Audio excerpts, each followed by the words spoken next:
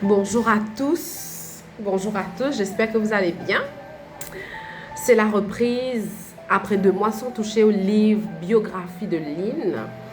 L'écriture a repris depuis quelques jours et j'ai fait un petit bilan sur l'année 2025 que j'ai envie de partager avec vous, les fans de Lynn et ceux qui me suivent également. Alors tout a commencé, vous vous souvenez, en mars 2025, je faisais des posts pour parler du livre. J'ai commencé à l'écrire sans plan parfait, sans certitude, juste avec ce que j'avais à ce moment-là, c'est-à-dire ma mémoire, ma douleur de sœur, l'amour que j'ai pour mon frère et beaucoup de silence surtout.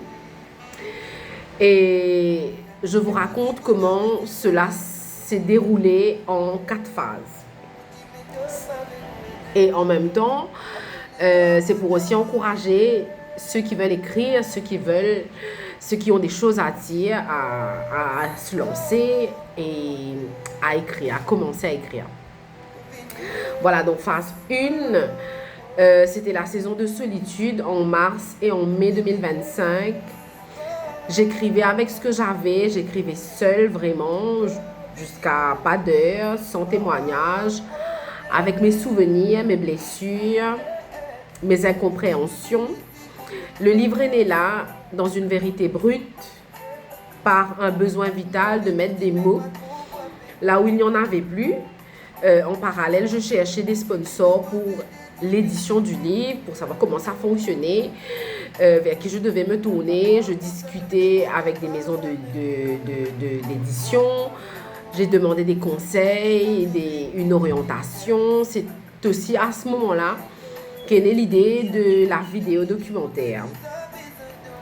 Alors rien n'était encore clair, mais quelque chose était déjà lancé, ça j'en étais sûre. Ensuite la phase 2, en juin jusqu'en septembre 2025, c'était la saison où la réalité m'a un peu rattrapée. Disons, j'ai vu la réalité en face de la situation. Les premiers témoignages arrivaient et aussi certains refusaient de témoigner. Les sponsors que j'ai sollicités, pas mal ont refusé aussi. Plein de portes ont été fermées. En tout cas, j'étais vraiment déçue par toutes ces personnes qui étaient très proches de mon frère, qui voulaient toujours avoir une part du gâteau, comme dit Cosé, mais qui ont fermé leurs portes au moment où moi j'en avais besoin pour l'héritage de mon frère. En tout cas, cette phase a été marquée de déception, mais aussi par le courage de ne pas abandonner et par la naissance de nouvelles idées pour continuer autrement. Et pourtant, Dieu n'a jamais quitté la pièce, il est resté présent, il a continué à me guider, même dans le silence, même quand il n'y avait personne. Les cœurs les plus sincères quand même envers Lynn se sont connectés au projet. La recherche de sponsors pour la vidéo a porté du fruit. Amen. Même si le processus a pris plus de temps que prévu, j'ai compris que ce projet prendrait forme lentement, mais sûrement. Et la vision s'est élargie, la mission s'est élargie, la vision s'est affinée aussi. Car à cette période est née l'entreprise Mission and Vision SN Limited et depuis, je navigue entre formation, accompagnement et transmission. Et j'en suis très heureuse.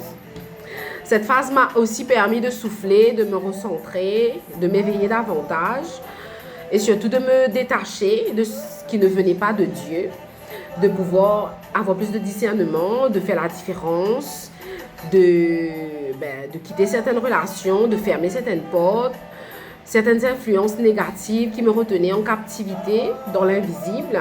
Et émotionnellement, c'était très intense.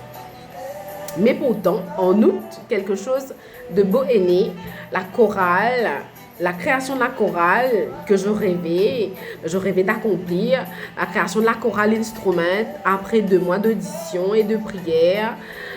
C'est une joie profonde, inattendue, vivante, de pouvoir répéter régulièrement les chansons de mon frère, les plus spirituelles. les plus spirituels et aussi de voir l'héritage qu'il a laissé. Je passe de moments très émouvants, très spirituels aussi et très musical avec ces personnes. Aussi, le 27 septembre, j'avais fait un appel à témoignage pour que ceux qui avaient des choses à dire, des souvenirs à partager sur ligne, se manifestent durant une demi-journée spéciale ligne. J'ai reçu pas mal de personnes qui sont venues raconter leur histoire d'amitié, les moments partagés avec Lynn, les leçons qu'ils ont eues ensemble en étant enfants et pour d'autres adolescents ou même adultes, des personnes qui l'ont fait venir à l'étranger, des personnes qui l'ont connu petit. En tout cas, ça m'a permis de compléter mon livre sur la partie de son enfance, sur le quartier et sur l'amour qu'il avait en tout cas pour Trongbar. Voilà, donc la phase 3 maintenant en octobre, c'était la partie structure et alignement. Le livre a pris une autre dimension. C'était clair, c'était normal car avec autant de témoignages, j'ai une nouvelle vision quand même de mon frère, une vision de lui en tant que professionnel, en tant que voix d'or, en tant qu'auteur, compositeur. Plein de personnes et jusqu'à maintenant, certains artistes me partagent toujours ce qu'ils ont vécu, le professionnalisme de mon frère. Tout ça, en tout cas, tout cela me fait chaud au cœur. Maintenant, moi, je suis en train d'écrire les parties du livre.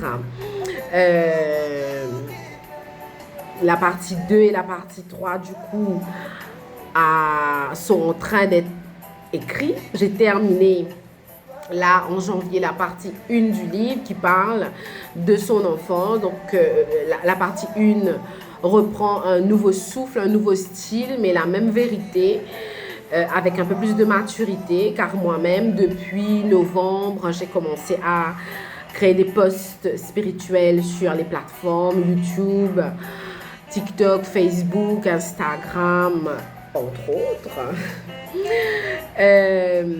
Voilà, donc ce qui fait que la vision, au début c'était le livre de mon frère, mais ensuite c'est devenu un livre et une vidéo. Et pour me nourrir et me forger mon caractère,